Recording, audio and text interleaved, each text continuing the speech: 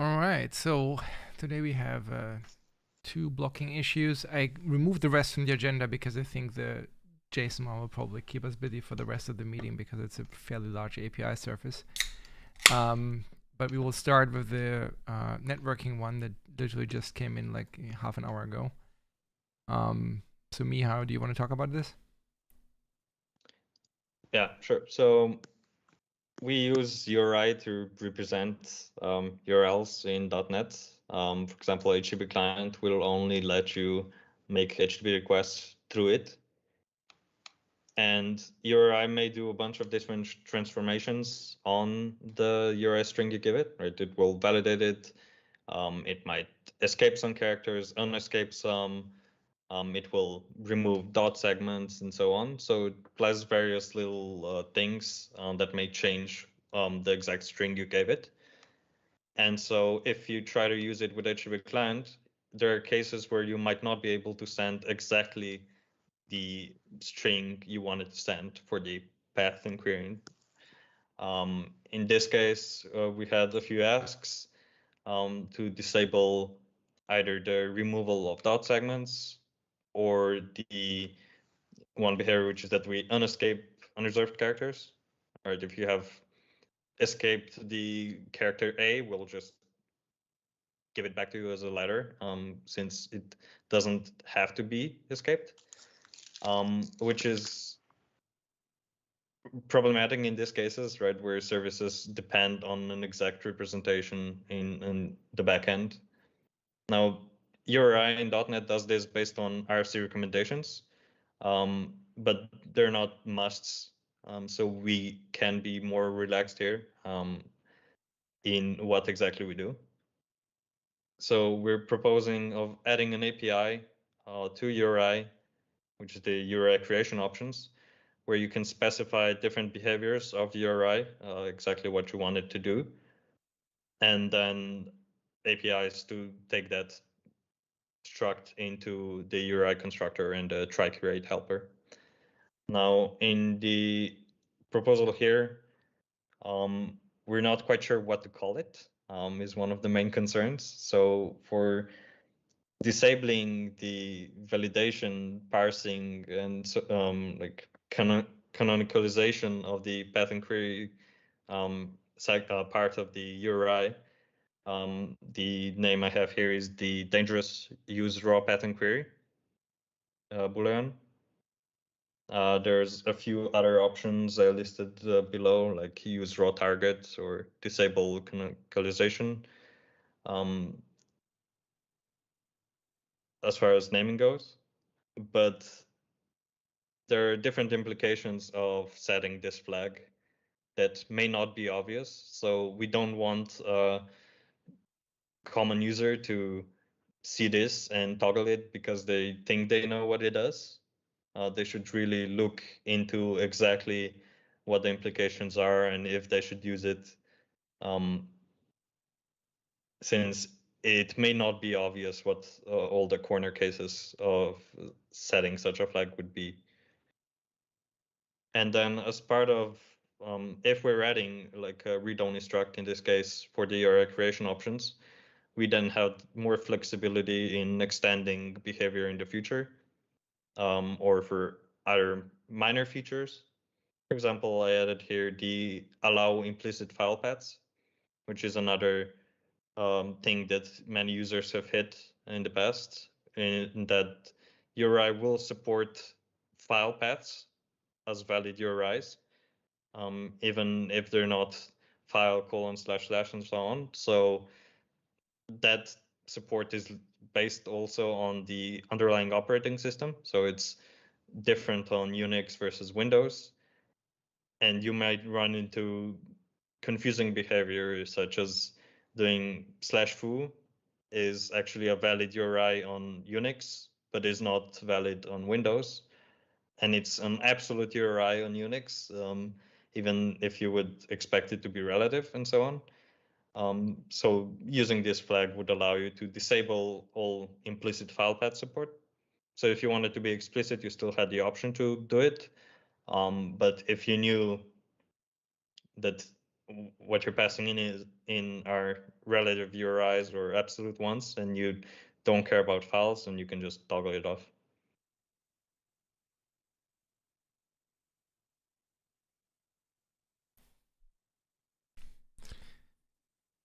Yeah. So one question I have is, are there any concerns about, I mean, you already named the dangerous use raw, but are there any other considerations for what happens if you if you set this to true?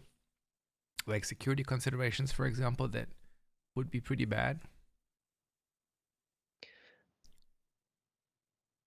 Security-wise, the properties might not return the value in the format you would expect it to if the flag was not set. As well, you may have assumptions about exactly which thing is escaped or so on. One thing that this can cause is it can corrupt HTTP requests, for example. If you give us a raw space character and tell us that this is raw, then we won't escape it for you. And this wouldn't work in HTTP, right? It would break the request, for example. Right.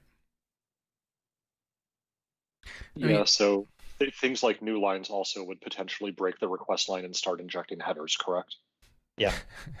That seems okay though, from the point of view that this API is clearly marked as like you trust this input.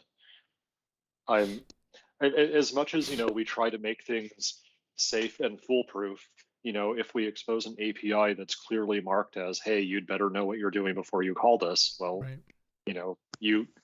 You have taken the gun into your hands. How you use it is up to you, right?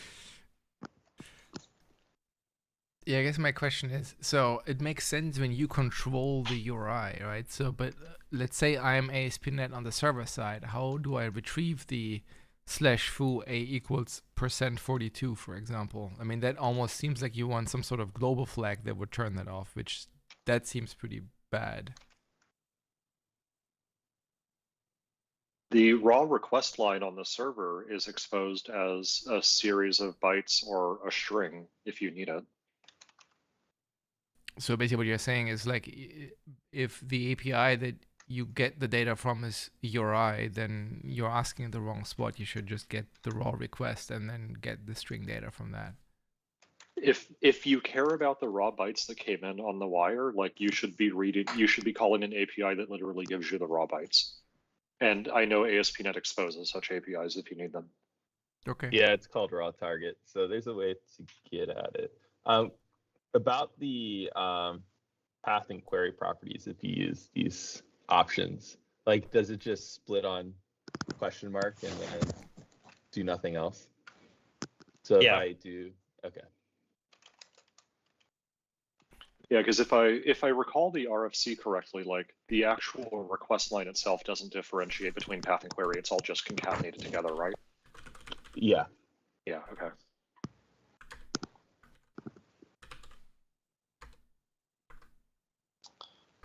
Yeah, I mean, I think I like dangerous disable canonicalization better than dangerous use raw path and query, because disabling canonicalization is what you're doing. Use raw path and query feels like you're trying to describe the implementation instead of the behavior. Yeah, one issue we had with the name of just disable canonicalization is that it might not be obvious of to which party this applies. And we will still parse and validate the scheme, the host, the port. We just won't do it after the authority of the URI. So if we just call it disable, then it might be obvious that which party it applies to. Yeah, but Miha, are we actually canonicalizing those, or are we just basically validating them? We are, in the sense that for scheme, for example, you would always get it in lowercase. For the host, if you ask it for the IDN host, we will convert it in the correct format and so on. So we will still make modifications to those.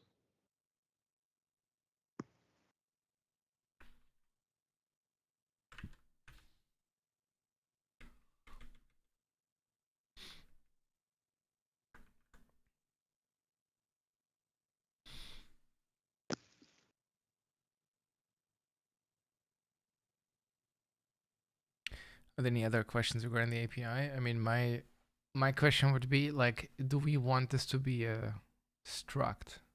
Like, what happens when we add 10 more options? Is there a point in time where we wish it would have been a class? And does it really need to be immutable? Like if I have one URI creation options and I want to clone it and change one thing. Yeah, that's a good point. You can't do init and read only, I believe, because init basically is still a setter. It just is constrained to the when you instantiate the object, which means it couldn't be read only, right? Because fundamentally you call the setter. I mean, maybe the question is why not just a normal sealed class with 3 properties on it? Two of them get set, and then if you want the URI kind to never change, that's just initialized in the constructor. Yeah, because it also seems like if object creation is really a concern, you can trivialize, just store a global reference to these, right? Because they are like fundamentally invariant to the actual URL, right? It's just how many different options do you need, right? And that's a finite set usually.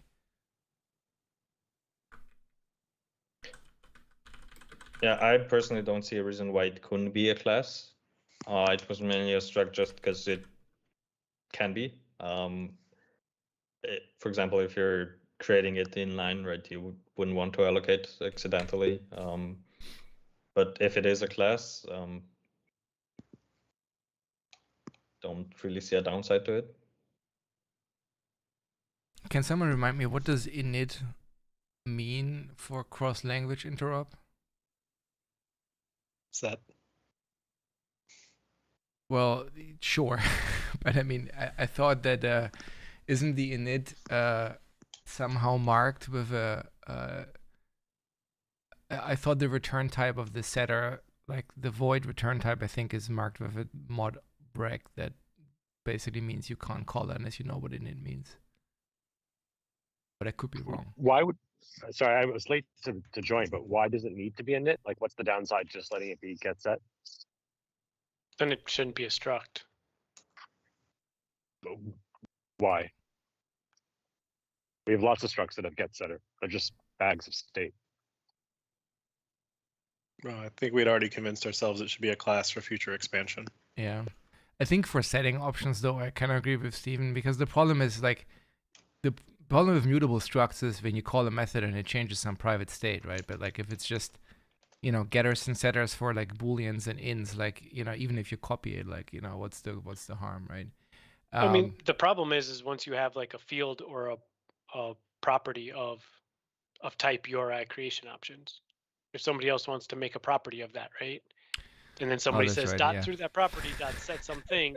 It's like, oh, you didn't change what you just thought you changed. Yeah, that's true. I mean, structs in general are just hard to use. That's fair. Okay, That's so then why we say don't have mutable structs.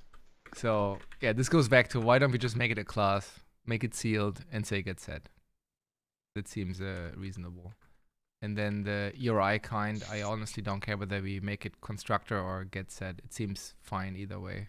I would probably just go with get set for everything. Yeah, and for what it's worth, Emo, it does look like init gets a mod rec, not a mod opt. Yeah, I think F# doesn't really honor the rec though. I think they just look at it and says like, eh. Indeed. So yeah, that's why I'm kind of generally like we should probably look into can we use init or not, but. How often do we expect users to be passing in the creation options to URI? Like if this is going to be used in ASP.NET or something, and they're going to be doing it every web request, then it should not be a class for the creation options. Well, that's why I said, like, if you care about this, you just create one instance and you just reuse that instance, right? Because it's just options. It's invariant to your data. So if you do it in a hot loop, well then allocate. Unless they're parallelizing or something else, and they can't. Okay, so they make one per thread. Ever. Yeah, I mean, like, options seems trivially poolable, right? I mean, yes, you could mutate it. No, just don't do that. And I think it largely depends on why. I think it largely depends on why we're creating this thing in the first place. If the goal here is just to avoid having to create more constructors, but in reality, all we're really doing is adding constructors that take a whole bunch of additional things. And that's the entire purpose of this, right? It's just to pass in additional things without adding new constructors in the future. Then having a struct seems fine to me.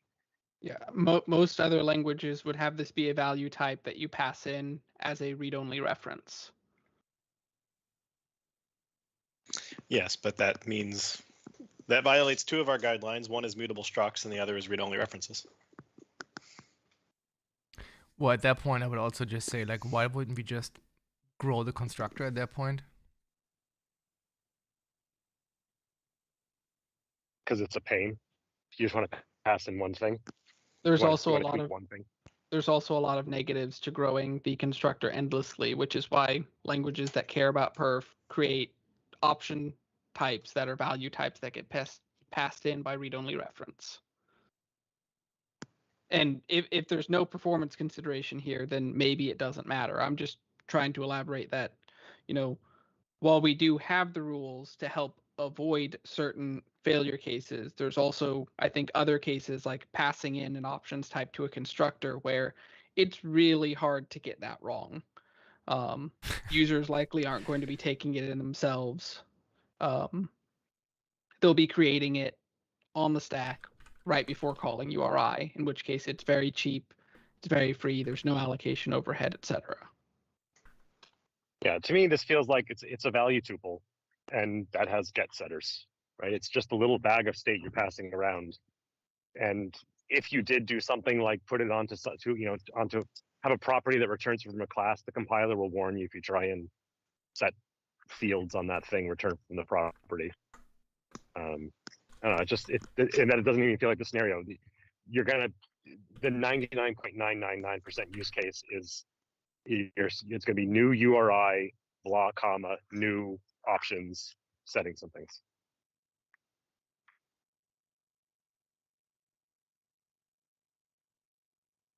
Yeah, I mean, works for me. Fair enough. So then I guess the signature would change to in, I guess. Yeah, it would be in, since there's no reason for the URI to need to mutate it itself.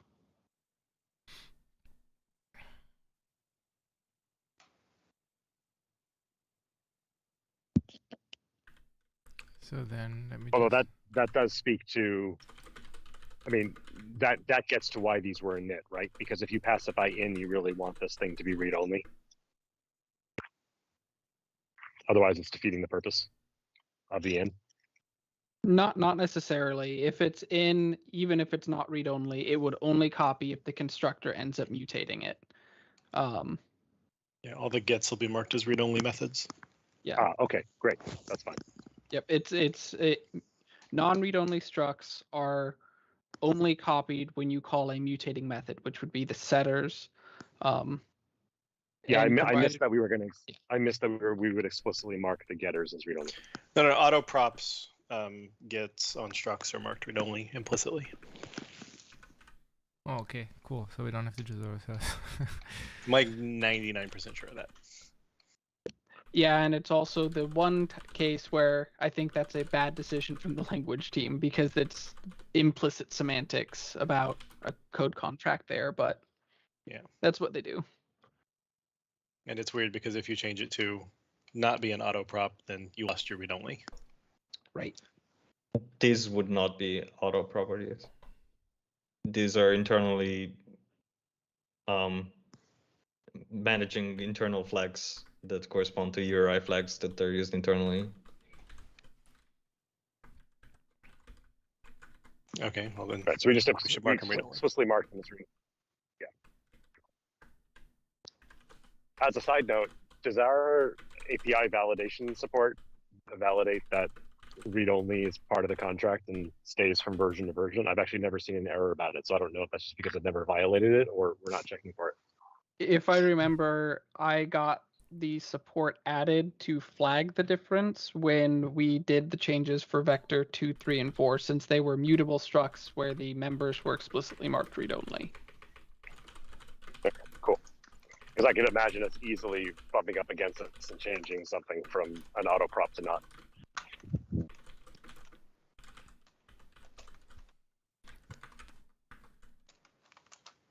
How does one mark the getter as read only? It's just a read only keyword before the get or something? Yeah. Yep. Okay. And that becomes a custom attribute, right? At the end of the day. Yep. Yep. And yeah, of course, I just checked it with SharpLab. It auto props are do slap on the is read only attribute. So then, like that then.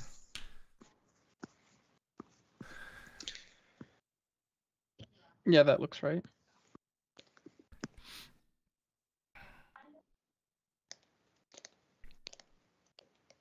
All right. Anything else? Yeah, there's one issue about existing API semantics that I want to bring up here. If you can scroll up to the proposal. The last line, well, the first line above API usage, it says the get components API will ignore the URI format argument. URI format, the way this works is you can call get components and you can specify what kind of escaping you want in to have happen. So if you call get components with unescaped, you'll get just the unescaped URI value. If you call it with I forget what the exact values are. There's like 3 values, but it will do different kind. Oh, they're right here. URI escaped and save unescaped will do different kinds of escaping of the values of the in the URI, specifically in the path and the query. These arguments don't really make any sense for a raw path and query URI because there's already stuff that we haven't canonicalized within the URI. So the question is, what should we do when you call get components on one of these raw URIs and pass in these values? If you pass in unescaped, you're basically saying, don't change anything from the original value. So that seems like a reasonable thing to do. But if you pass in one of the other values, you're asking for at least some kind of escaping in the URI, in the string that you get back from get components. And so the question is, should we just ignore those values? Should we throw? Which seems better and or safer? I mean, I'm almost inclined to say throw a not supported exception or invalid operation exception for anything but unescaped. That's kind of my take too, but Miha, I think you had some concerns about it. Well, we do use this API, the get components internally, with different arguments from like different methods, different properties. So we could special case it internally, change it in a way that internal callers can just ignore it. And if you call it from the public get components method, it would throw not supported.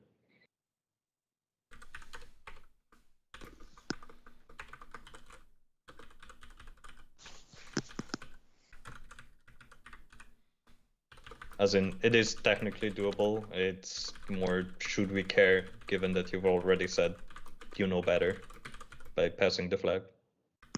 Well, the problem is the creator said they know better. The person who's consuming it doesn't know what the creator did. Yeah, potentially, right? Yeah, it seems kind of weird that a consumer of the URI would ask for it to be escaped and then get back a string that is not escaped. Is the unescaped really mean that we're not gonna touch it, or is it supposed to do as well some unescaping? It also does unescaping. These all may do transformations normally. Yeah. So even the unescaped isn't safe from that perspective, right? So I'm kind of confused. Like the get components method is on URI parser, which you're not proposing to change, right? It's a method on URI and on the URI parser. I can't find it on URI. That's why I was asking. Maybe there are properties. There is one. URI get components. I can't find it. Why the fuck can't I see this? Get Oh, component. it's in your catalog. Oh, I apparently I'm suck at reading. Never mind then. Okay.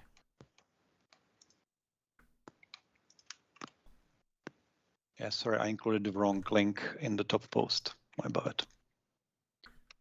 Update it now. Okay.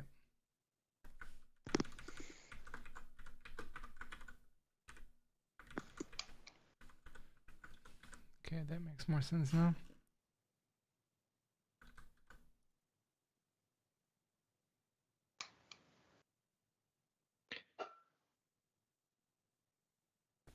For the get components, though, we just mentioned that the unescaped may also do some transformations. So in reality, if you pass this flag raw, none of these really make sense, or all of them may give you back something else than what you might expect. So even unescaped wouldn't be any better than the others. So we would have to throw for all of these or none. Yeah. I mean, in that case, I would probably throw for all of them and just say, sorry, I can't do what you're asking me to do because you specifically constructed this with the raw semantics, so that's the only thing you can do.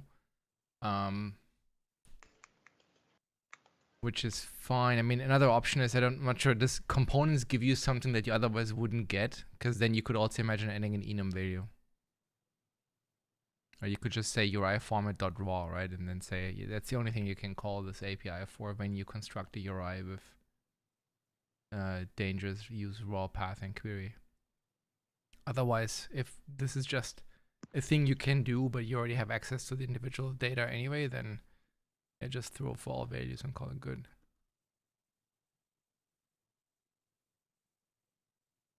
I don't think there's anything that you couldn't obtain otherwise by just querying all the properties.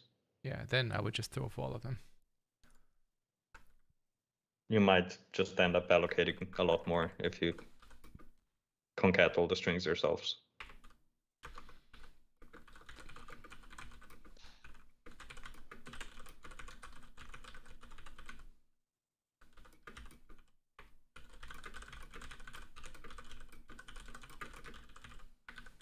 Okay.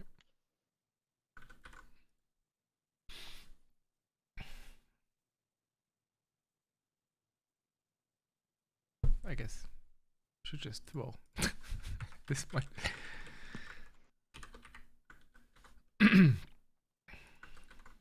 All right. So unless there's any more, then I think we could approve this, right? Nate, there's the creation options in the try create should be in as well, I assume. Sorry, what are you talking about? The last method. Oh, sorry. You forgot the in. Yep. Sorry. Technicality. Does URI kind is 0 a valid value? It's a valid value, but it's not the default. Well, because the original proposal had that as a mandatory argument matching, that it's a mandatory argument in the URI constructor. And now Emo's collapsed it to optional. Yeah, so we would ensure that the default stays the same. So it would be absolute if you don't set it. How would you do that? Yeah, but if you don't set it at 0, which is relative or absolute, so we can't distinguish that. Because a struct is 0 by default. So the URI kind is going to be 0, allow implicit is going to be false, and dangerous but use path and query is false. We don't need to interpret it the way that according to its numerical value. That's true. As long as you store something other than the URI kind. Yeah, we do +1, -1 trick to get the default right. Okay. Yeah, remove the constructor because you can't make the argument mandatory with a constructor either, right? Because you can always call the parameterless one on the struct. That's true. So that's why I just thought it might make more sense like this. All right, then I guess this is it.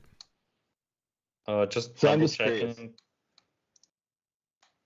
Oh yeah, go ahead.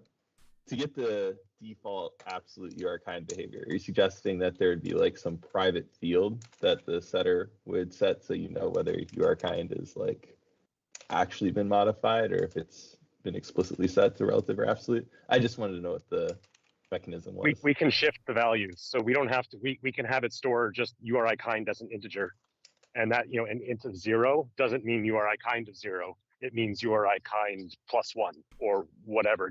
We do the mapping from the integer value however we want to the URI kind, such that we ensure default value maps appropriately. So this would be done with like a custom setter. Like it can't be auto anymore then. Yeah. Right. Both getter and setter would be custom. Right. Okay. I just wanted to double check on the name for the dangerous use raw path inquiry. Or is everyone happy with that name or over the alternatives?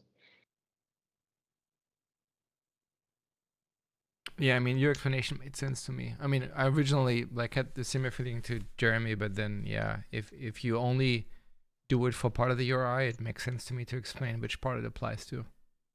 And path inquiry seems to be the canonical way how it's called in URI, so it seems fine to me. We could say dangerous disable raw path and query dangerous disable path and query canonicalization. That's nice and verbose, but again, we really don't want people to use this unless they know what they're doing. So maybe that's okay. Can you say it one more time slowly? Dangerous disable. Dangerous disable path and query canonicalization. It's really long. No one will use it. Sounds great to me. Just a random question in terms of all this canonicalization and validation that we disable. Is it possible I can construct a URI now that will in some way break HTTP client, for example, or break Kestrel in some fashion? Yes. Yeah, we discussed earlier the possibility of like injecting new lines and doing request line and header splitting, for instance.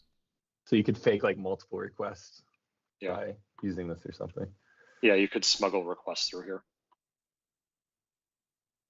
It'll make it easier for people writing vulnerability scanning tools in .NET. And we should explicitly call it out in documentation that, hey, these are examples of things, how it can be misused. So you should better know what you're doing. Yep. Sorry, I can't spell this word, apparently. I tried. Google doesn't help me. This is not right, but I don't know what to. Can somebody spell it out for me? After You're missing a CA. Yeah, after the canon I CA. Turns out getting CAs wrong is a big problem in security. You only needed to add letters. So after the I is CI, is that what you said? Or CA? Like CA. This? Like CA. this then? Now it's correct. Nice. Yep. All right. Then I think we can call it good for this one. Thanks. All right. And then all we have Thank a you, few folks. minutes left. Leomi, you're up.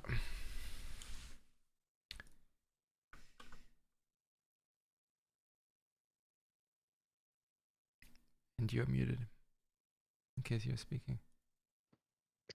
Yeah, sorry. I was saying, can you scroll down to my last comment here?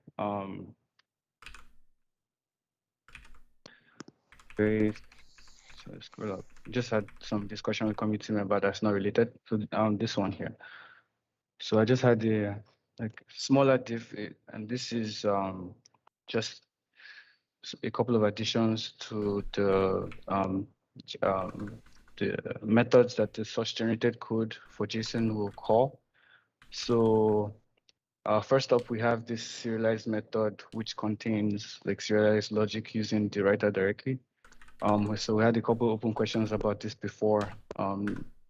Namely, is this a method that users should call directly? And do we need to provide some guidance around when it can be null and what are the expected semantics? So we had an opportunity to think about this a bit more. So I propose to consider this as APIs that the source generator calls directly, which is why it needs to be public. And the source generator implementation knows like when it to be null or not based on the features that are supported for like fastpath serialization. So it's still public, meaning that users can call it, but we should provide documentation saying that they should pass an actual JSON type info of T to the serializer directly for correct semantics around exception handling, around JSON path, around writer flushing, and then this should be considered like lower like level API for the source-generated code to call directly. So the entry point for all of this would be the serializer, and if you absolutely know what you're doing around like what features are supported or not, you could call it directly. But anybody that would call this should do a null check for sure, because it's nullable, and it just requires some understanding of what is supported in fastpath versus not. So so for consistency with the rest of the serialized methods that we have on the types that are used by the source generator, I propose naming this to serialized handler. So that's similar to what we have on another type called JSON object of T and JSON collection of T. So those are just like functs that contain logic to serialize objects and collections, things like that. So that's the first thing. Then moving, unless are there any questions right now about that one before I move on to the second class here? No, the handler rename makes sense to me. Cool. And then just want to add a few more converters that the source generator can call to handle the nodes types. So that's the stuff we shipped in system text JSON nodes. So just providing support for that scenario. So users can pass those types to the serializer directly, or they might be contained in object graphs. So with these converters, we're able to provide support. So that's the first four properties here. And then the last one would be like a method that calls a built-in get unsupported type converter. So we need this to be able to like properly disallow certain types for consistency between both the source generated serializer and the reflection based serializer. So right now we use this to disallow types like date only and time only. So yeah, it's just a simple method that just gets an instance of that type. So that's pretty much it for proposed changes, unless there are any questions or comments. So what does the unsupported type converter do? So it just throws a not supported exception. It gives a generic message saying that this type is not supported. We could extend the message for like concrete reasons, like for security or just for this is a point in time type of thing. But yeah, it just throws the not supported exception. So meaning that if you have a type that we create this converter for, you have a runtime exception saying the type is not supported. And just a follow up to that occurs at runtime when you first use that given type. If you have your own custom converter registered, that'll be called, of course, and the exception won't occur. I see. So the idea is is that basically also happening when you have like object where you don't know at compile time what type it is? Because normally I would expect the source generator to just fail to compile when you use something that you can't serialize, rather than failing at runtime.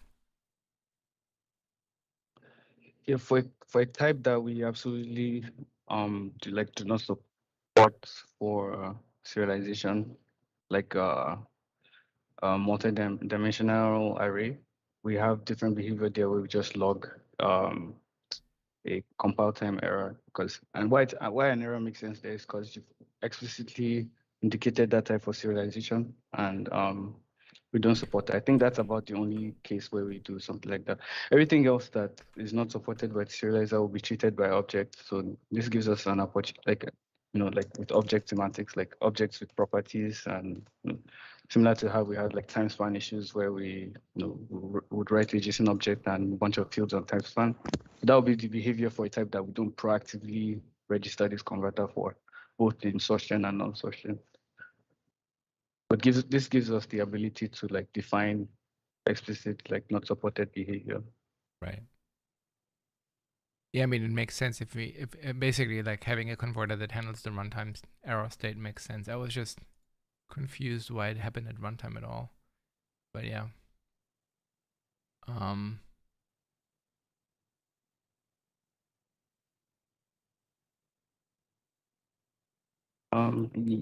Yeah, so that was all we had. We had a previous discussion with like more changes, and general feedback was just do some renames. So we implemented those changes already. So this is pretty much all I had. So one question I have is, it seems we have a little bit of an inconsistency on the class all up, where we call some things create and some things call get. Is there a difference between the two? I see. So for the converters, they're all consistently called get X converter, or cases where it's we only have 3 where it's get. It's enum converter, nullable converter, and unsupported. These are the only gets. Everything else is create. Yeah, so the other stuff is creating metadata classes, like JSON property info and JSON type info. I see. They're all converters, is what you're saying. I see. So only the I see the converters are all get, and then the metadata infos are all, or the type infos are all create. Yeah. I see. Yeah, that at least is self-consistent. It's consistent in that way. That works. I mean, okay. I mean, we could. Yeah, I think this is fine. All right, then unless somebody has something else to say, I would say that looks good as proposed.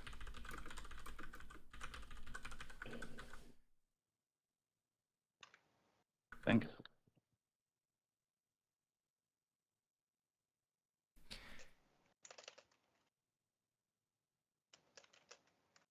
I don't know why this is happening now. I have some plugin here that is making GitHub nicer, but I don't like what it does to code. Like, it constrains the text box here for no reason. All right.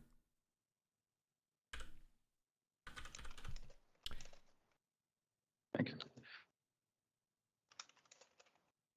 Alrighty, so then I guess we have a few minutes left to do other stuff, unexplained, unexplainedly, I guess.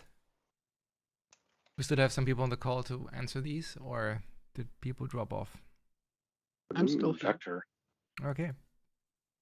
All right. So for this one, there's people who try and use vector 2, vector 3, vector 4 in hash tables sometimes, because functionally it's similar to a 2, 3, or 4-dimensional point, and so they may just want to create a hash set of those, right. For various reasons. Because it's a struct comprised of float fields, this is the same general problem that exists for float itself, which is that the equals operator is not the same as the equals method, or shouldn't be due to how nans compare. Vector 2, 3, and 4 today do not actually respect this. They just call the equals operator, and so you can have two things with equal hashes,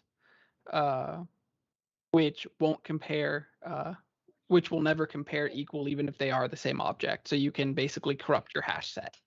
Are we willing to take the breaking change here to fix the actual IEquatable equals methods to do the right thing?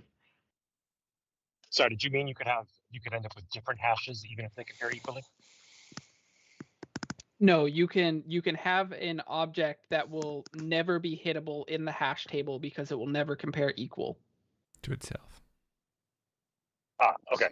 Yeah, so like if you create a vector 2 with any nan in it and you put in a hash set, the hash code you get returned will always be correct, even accounting for even accounting for nans. However, when you go and try and compare and say, is the actual object equal because the hash equals, it will never return true because nans never equal themselves. Got it. I was confused by just bringing hash codes into it at all. Yeah, I mean, to me it makes sense. It's one of those things that always annoy me. It's like things should be equal to itself. I hate these semantics that, like null has, for example, or db null has that never compares to itself. And what you're saying is that with floats, if you use double equals, you get one behavior. If you use dot equals, you get a different behavior on float today. Yep. Because operator equals has to follow the IEEE requirements, and dot equals has to follow the .NET ones. Yeah, the .NET ones. Yeah, I mean, it makes sense. I mean, it's a breaking change. I mean, I have a hard time seeing somebody being negatively impacted by this. It seems, generally speaking, the new behavior would make more sense. I think the biggest risk for breaking someone here is not necessarily on the semantics, but instead on the this is going to regress perf for dot equals probably about 2x because we have to do an additional comparison and then merge them both together. It's still going to be completely SIMD and vectorized, so it's not going to be like terrible, but if people are using dot equals instead of operator equals, they will see a perf hit. I guess that's my question. Like if people use it as a numerical type, normally I don't think they do dot equals, but they would probably use double equals, right? And so people that actually use equals are probably people that do put it in, as keys in dictionaries, or have it in a collection and ask for contains or something, right? Would be my guess. That's my guess as well. I just wanted to call out that there will be some subset of users that may complain because for whatever reason they use IEquatable or whatnot. Yeah, I would agree with that. It seems, again, within .NET Core, it seems like a fine thing to do. Yeah, but so this would be a behavioral change between .NET Core and .NET Framework then, right? Which, okay, sure, but it's fixing a bug. Sure. Right. Yeah. Okay. And then as part of this, I would also confirm that Vector 64, 128, and 256 have the same handling. Sure. Out of curiosity, I think doesn't the JIT actually automatically create equals implementations for various structs, and doesn't it defer to the dot equals methods? So if we were to not declare dot equals at all for vector 2, things would have just worked, correct? I believe so, but it also would have been very, very slow. Sure. Is it the JIT? I thought it's the default something reflection implementation we have that is like slow as hell. I thought that it was all code gen as needed, but I don't know.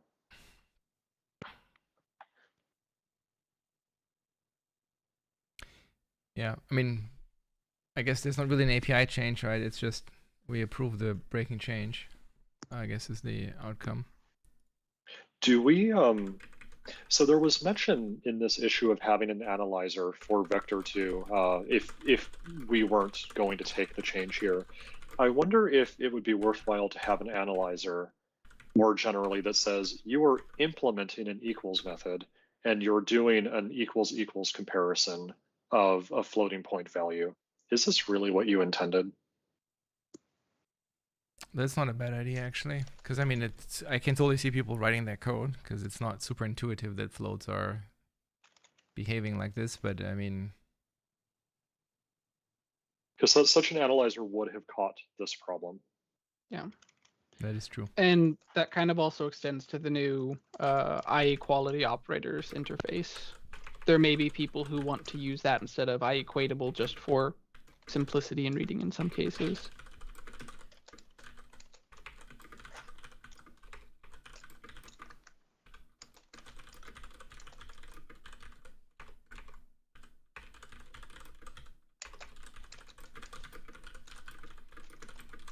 Yeah, like I don't know how many problems such an analyzer would solve, so I don't know how worthwhile it is to do, but just it seemed like a natural extension of the conversation that you and others were having in that discussion. Yeah.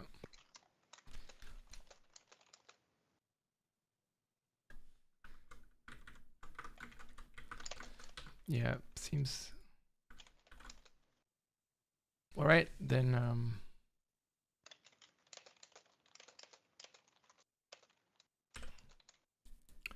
That is the outcome of that.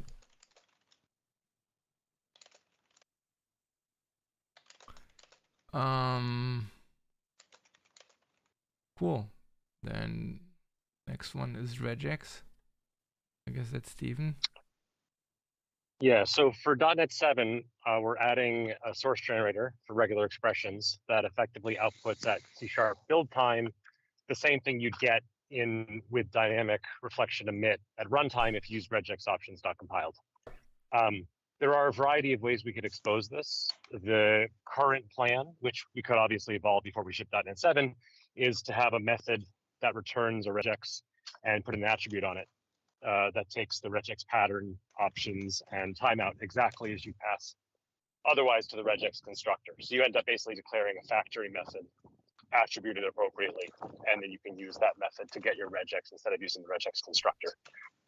Assuming we actually end up shipping that path, we need that attribute. So just like with the JSON source generator, and so this would be that attribute. It's pretty straightforward. It's exactly what I said. Just the same. It basically has the same constructors that regex does. Now, obviously, we could choose to change our approach before we ship, in which case we'd rip it out, size it.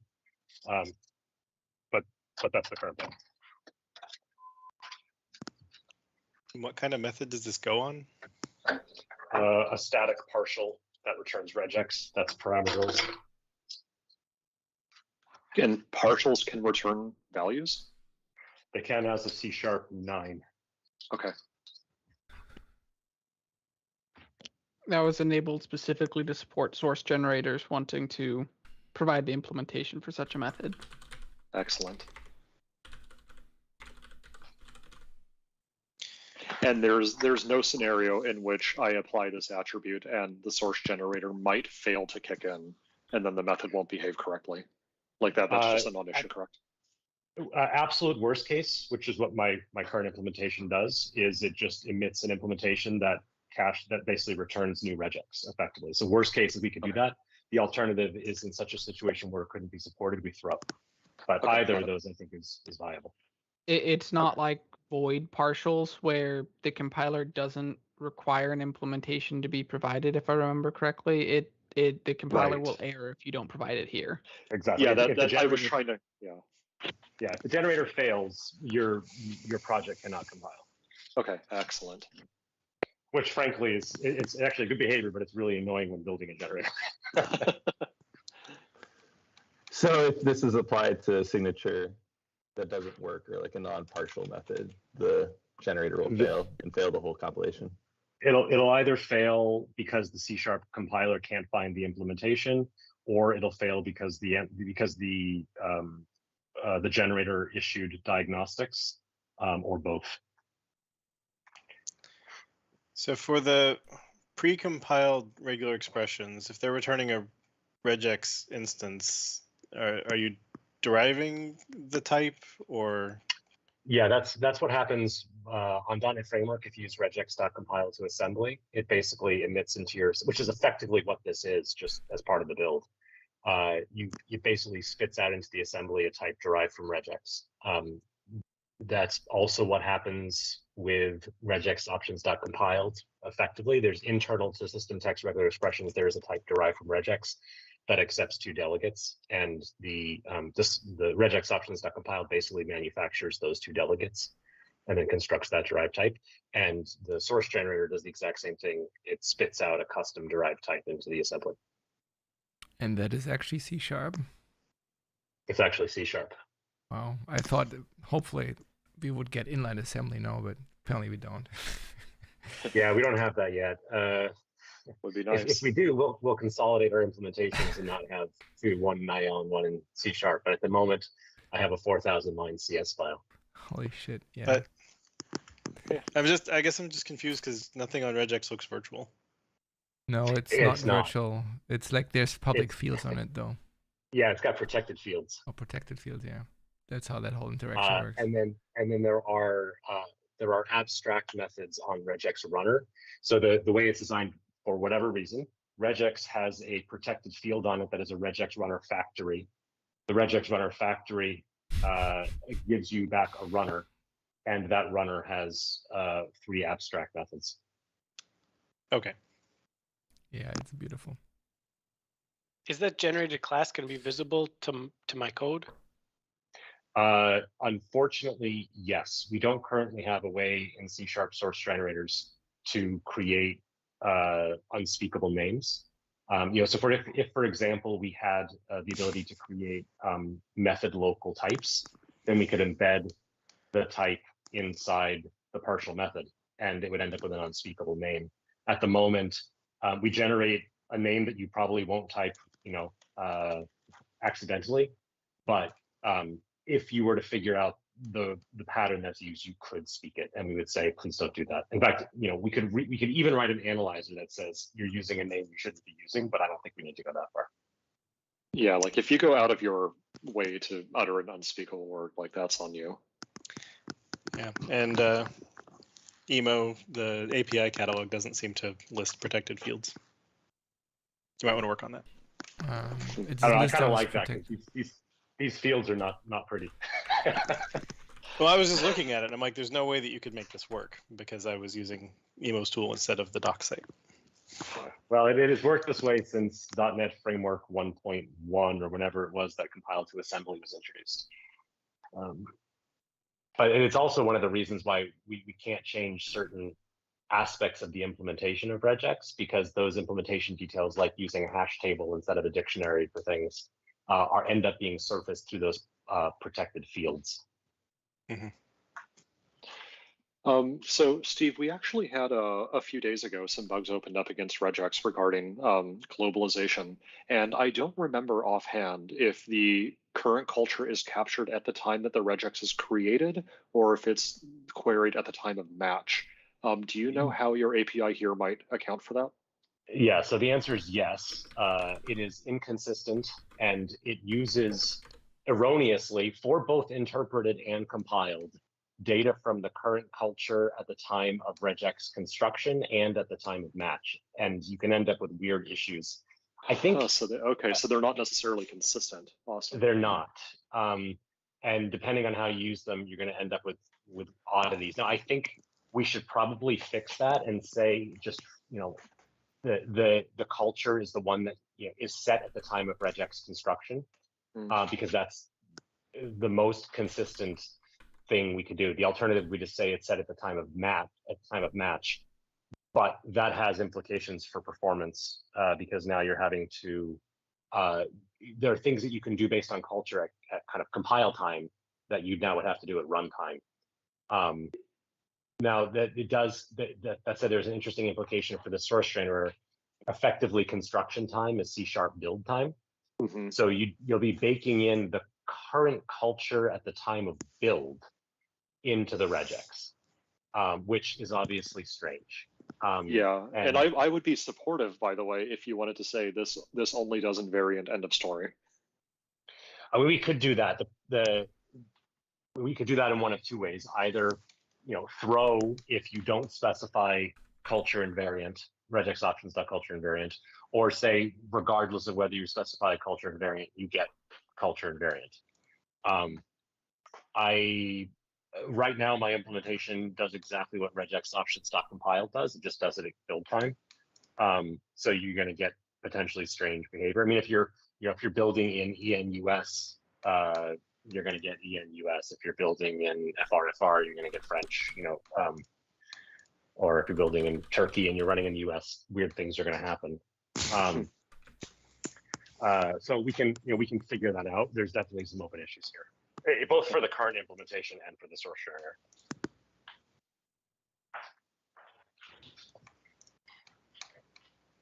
Okay. Yeah. I mean, this seems fine to me. Match timeout. What is if someone doesn't specify a match timeout in the attribute, do you hard code a default or do you pull it ambiently from the environment at runtime? Right now, well, So it's an interesting question. So the compilation hard codes whether there was a timeout or not.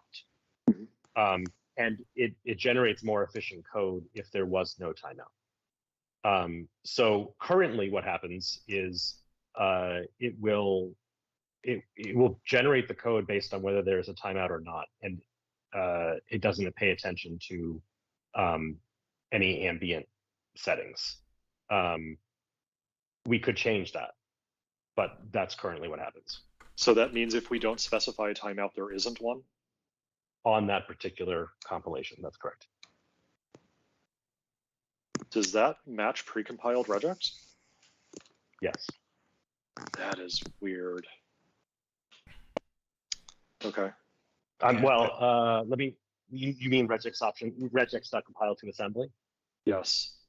I am. Actually, I take that back. I think regex.compile to assembly. It actually spits out a public type that it expects you to use, and you're just calling the regex constructor yourself. So you're gonna, and it generates a constructor that takes a timeout. Okay. Whereas this is just giving you back the already constructed regex. Now we could, we have lots of flexibility in how we want to do this. We could have it check. There is a, what is it? There's a static regex.default timeout or something like that. Yeah, something like that. We could have that consulted at match time. That adds some expense, but we could do it if we think that's the right thing to do. But that would also require the implementation to generate code that always accommodates a timeout. It's a choice we could make. Yes. These are also, from an API perspective, unless you were saying you would want to remove the match timeout from here altogether, and it would just always just respect a global thing, which I don't think we want to do. I don't think this would have an impact on the API. No, it looks like you're just trying to mimic the regex constructor, which totally makes sense to me. And right, the regex constructor, which doesn't take a timeout, uses a default, so I assumed this one would as well. Yeah, this will use the default at the time of build. Okay. But we could make it use a default at the time of match. But that's and this is all just tweaks that we can make to the generated code. Okay. Yeah, right now, that's fine. Like as long as it's under consideration, that's really all I wanted to poke out. The actual implementation of it, like we can figure it out. Yeah, my goal is to get this all merged, and then we can work on these details. We can fix the bugs. We can tweak the model. Sure. Yeah. So I was going to say, can we please switch match timeout to be a time span? So it's better documenting in its units, but we can't have a time span as a attribute argument. So you could have a string that represents a time span and then parse it within the generator. I'm going to go hide in a corner now. That's good. Yeah. So then the only other feedback that I have on it is I assume it's milliseconds. So maybe we want to call it. I guess the problem if we call it timeout milliseconds, it feels like the generator's timeout. So match timeout milliseconds feels really long. I don't know. It's the general plague of what's a timeout unit. So I have no problem adding milliseconds as a suffix. That sounds fine. Cool. Thank you. All right, I think I already fixed the bug in API catalog. While you were talking. Is that what all that typing was? Yes. Immo, real quick, on the vector2 equals issue, you marked .NET 6. You meant .NET 7, right? Yes. I was thinking that as I was closing the tab, but I thought I'd go back. I wrote something or replied asking if that was the case. So just wanted to double check I didn't miss some, context. No, I just said 6, but I meant 7. All right, so then I think this one looks good as proposed, and I think I'm fine with the name. I think we added milliseconds to match timeout. Oh yeah, that's right. That is right. Just quickly hack that in. The only other question I had was I made the property match timeout getter match the type and name of the parameter. So I'm assuming we'd want to make this match timeout milliseconds unless we actually wanted to make the property return a time span. I don't know if we have guidelines on that.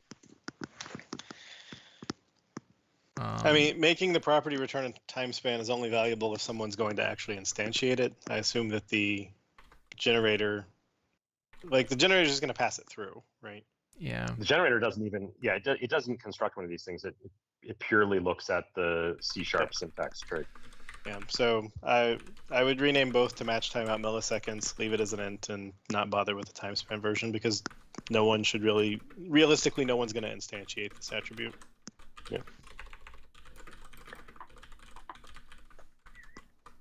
Yep.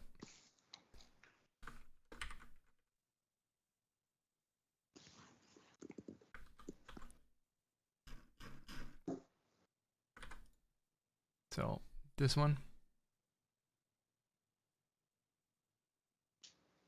Yep.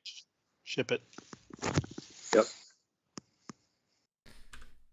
Can we also look at what I pasted in chat just now, 58994? It goes hand in hand with the regex generator attribute.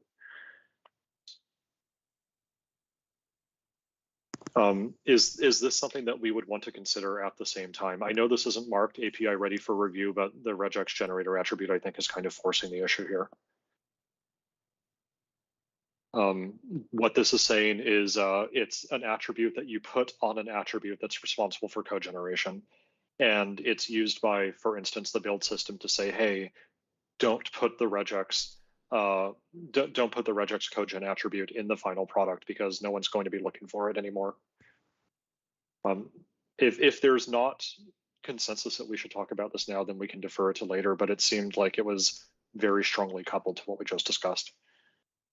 I mean, I think this isn't a conversation we can have on our own. Either we do something with the linker or the trimmer, and we basically, say we do this by just telling the trimmer to trim out certain parameter attributes, or it's a conversation with the C# team because it's C# that controls whether it's emitted or not.